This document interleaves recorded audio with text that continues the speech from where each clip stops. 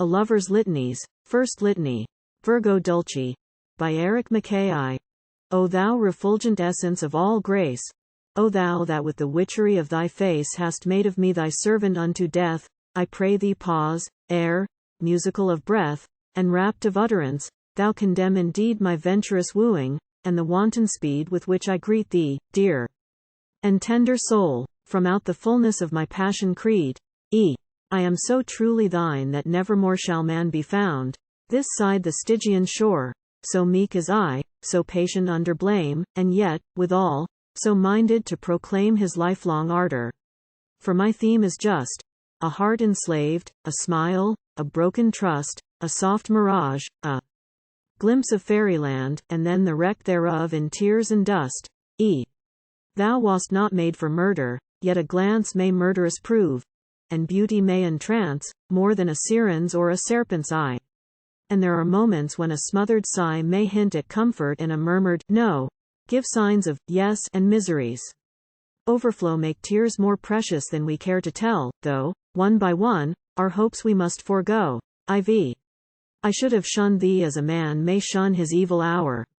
I should have cursed the sun that made the day so bright and earth so fair when first we met, delirium through the air burning like fire. I should have cursed the moon and all the stars that, dreamlike, in a swoon shut out the day, the lovely day that came too late and left us all too soon. I looked at thee, and lo! From face to feet, I saw my tyrant, and I felt the beat of my quick pulse. I knew thee for a queen and bowed submissive, and the smile serene of thy sweet face revealed the soul of thee. For I was wounded as a man may be whom arrows tricks with words he will not prove, and all my peace of mind went out from me. Oh, why didst cheer me with the thought of bliss, and wouldst not pay me back my luckless kiss? I sought thy side, I gave thee of my store one wild salute. A flame was at the core of that first kiss, and on my mouth I feel the glow thereof, the pressure and the seal, as if thy nature, when the deed was done, had leapt to mine in lightning like appeal. If debts were paid in full I might require more than my kiss. I might, in time, aspire to some new bond, or reenact the first. For once, thou know'st, the love for which I thirst, the love for which I hungered in thy sight, was not withheld. I deemed thee, day and night, mine own true mate, and sent thee token flowers to figure forth the hopes I'd fain indite.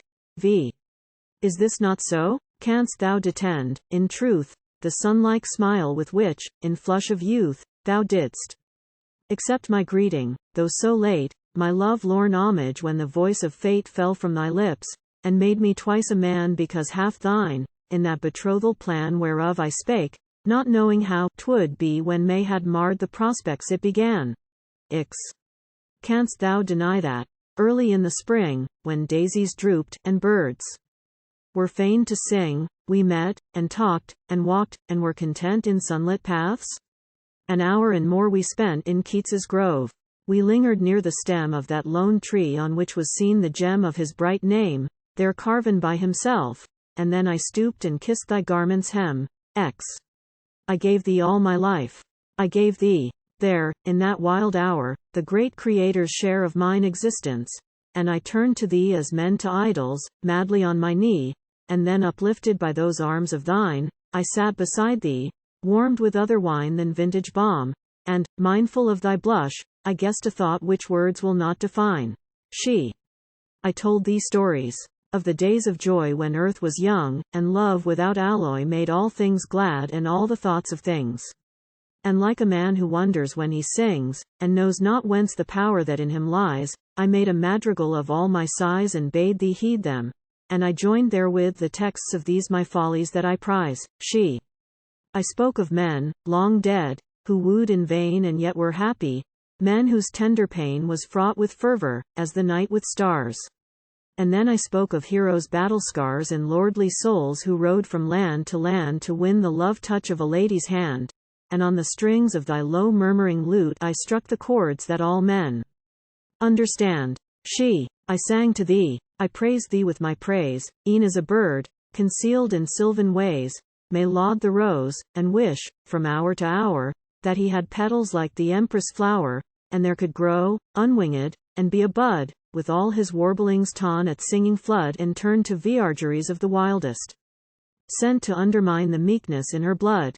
Xiv. Ah, those were days. That April should have been my last on earth, and, ere the frondage green had changed to gold, I should have joined the ranks of dull dead men who lived for little thanks and made the most thereof, though penance bound. I should have known that in the daily round of mine existence, there are griefs to spare, but joys, alas, too few on any ground. Xv. And here I stand today with bended head, my task undone, my garden overspread with baneful weeds. Am I the lord thereof?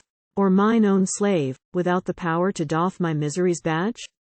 Am I so weak withal, that I must loiter, though the bugle's call shrills o'er the moor, the far-off weltering moor, where foemen meet to vanquish or to fall?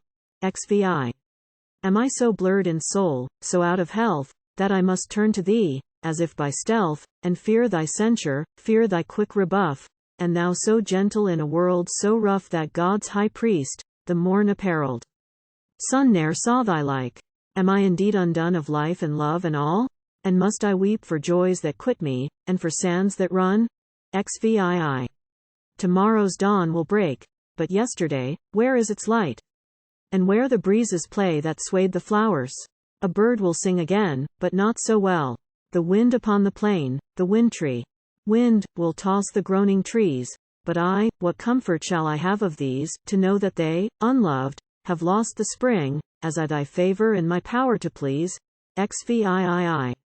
I should have learned a lesson from the songs of woodland birds discoursing on the wrongs of madcap moths and bachelor butterflies. I should have caught the cadence of the sighs of unwed flowers, and learnt the way to woo, which all things know but I, beneath the blue of heaven's great dome. For, undesired of thee, I have but jarred the notes that seemed so true. Xx. I should have told thee all I meant to tell, and how, at Lamma's tide, a wedding bell rang through my sleep, mine own as well as thine, and how I led thee, smiling, to a shrine and there endowed thee with the name I bear, and how I woke to find the morning air flooded with light. I should have told thee this and not concealed the theme of my long prayer. XX. But I was timid. Oh, my love was such I scarce could name it. Trembling over much with too much ardour, I was moved at length to mere mad utterance. In a blameful strength I seized thy hand, to scare thee, as of old dryads were scared, and calm and icy cold thine answer came. I pray thee, vex me not. And all that day 'twas winter on the wold.